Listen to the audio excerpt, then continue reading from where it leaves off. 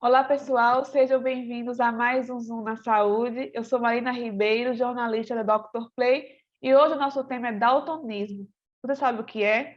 Para explicar um pouco para a gente sobre esse tema, nós vamos receber a oftalmologista Carla Pereira.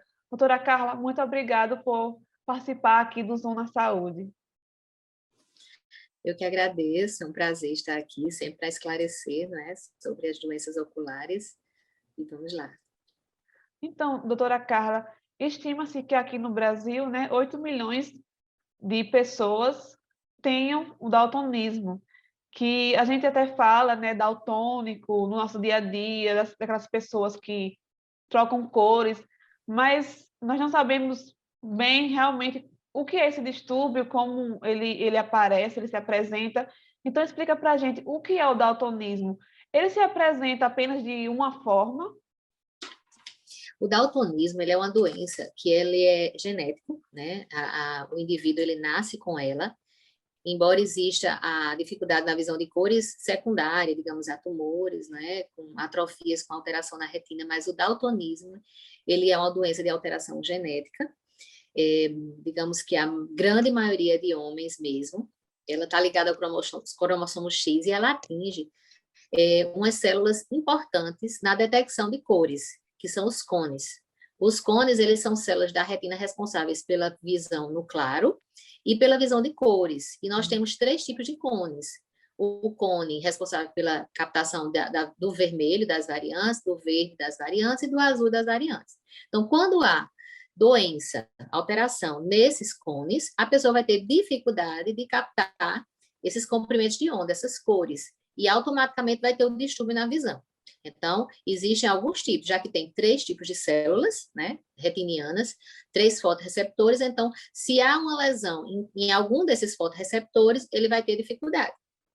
Então, o paciente, por exemplo, que ele tem lesão nos cones responsáveis pelo vermelho, que no caso é os cones L, que eles têm um comprimento de onda longa, eles vão ver cinza, marrom, esverdeado, mas não vão captar o vermelho. No caso do verde, ele vai ver o marrom. E também tem a dificuldade no azul, a lesão nos cones responsáveis pelo azul. E aí ele vai ver os tons rosados. Então, vai depender do tipo de célula afetada.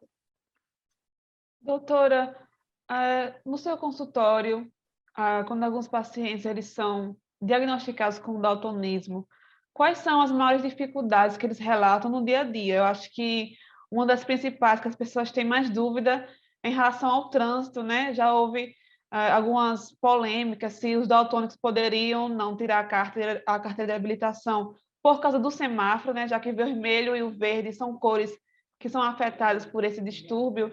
Então, quais são os relatos que a senhora mais escuta no seu consultório, ou até de pacientes de outros colegas, das pessoas que têm o daltonismo? Isso vai variar de acordo com a atividade da pessoa, porque tem pessoas que a gente detecta por acaso e que não tem a sua vida afetada. O próprio médico, né, cirurgião, ele precisa ver o vermelho.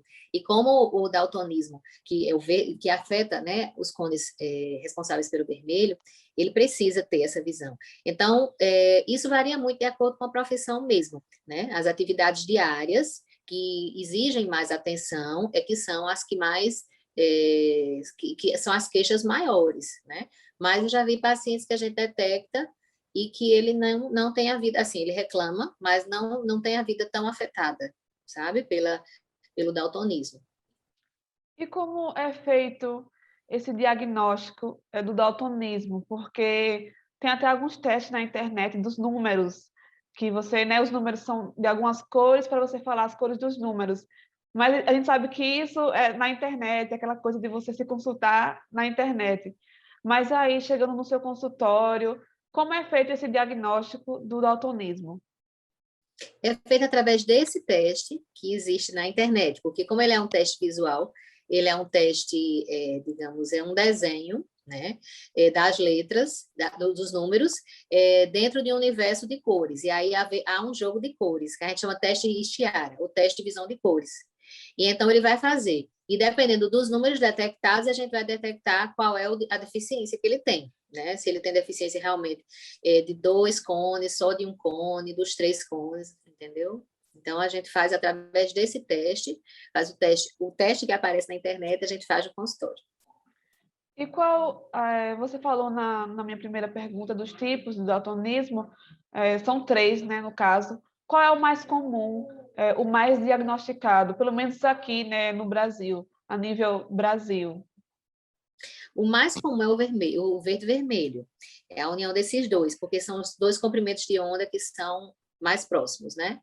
Então, o paciente realmente ele troca bastante. Ele vê muito marrom, marrom. E a gente vê até vídeos na internet, né? Quando você coloca aqueles óculos, as lentes de contato, o paciente ele consegue realmente diferenciar. É muito emocionante, né? Porque um mundo que ele está realmente mais para os tons de bege, tons pastéis, ele começa a enxergar a diferenciação. Bem interessante, é muito bonito isso.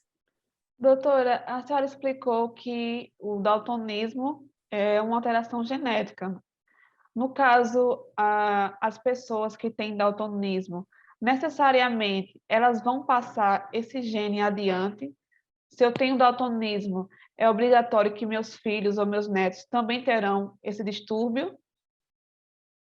Se forem homens, né? Porque o gene ligado ao X, como homem, ele tem o XY, ele vai carregar o gene da mulher, né? E então, ele, por exemplo, a mãe está com o gene X, né? A mãe está com o gene e ela vai ter um filho homem, o filho homem vai carregar esse gene, né? Então, ele vai ter o daltonismo, certo? Então, vai ter que unir o Y do pai. Então, pais daltônicos, a chance realmente é muito grande. Como a senhora falou também na primeira pergunta, que o daltonismo ele vem de nascença, mas também pode ser adquirido por questões médicas. A senhora poderia explicar um pouquinho quais procedimentos, ou até se tem alguma doença que também pode gerar esse distúrbio?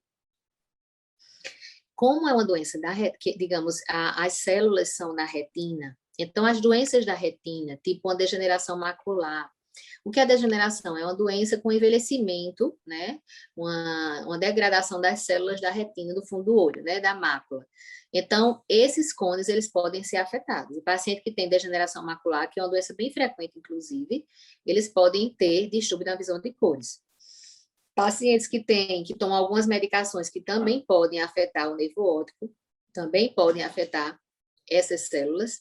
Então, algumas doenças, elas podem realmente, principalmente doenças da idade, adquiridas com a idade, ou, por exemplo, o paciente que tem um derrame cerebral, né, um AVC, ele pode também acarretar essa lesão nessas células, né? Digamos, tem uma atrofia, uma isquemia, uma falta de sangue naquela região por conta de um AVC, ele pode sim ter uma alteração dessas células e automaticamente depois perder a percepção de algumas cores.